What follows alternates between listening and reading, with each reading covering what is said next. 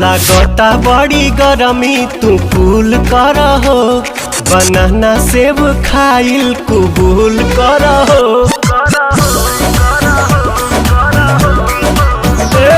लागता बड़ी गरमी तू कूल कर हो, बनाना सेब खाइल कबूल कर हो। हट जानी सहटी जा तू सीना से भर जाता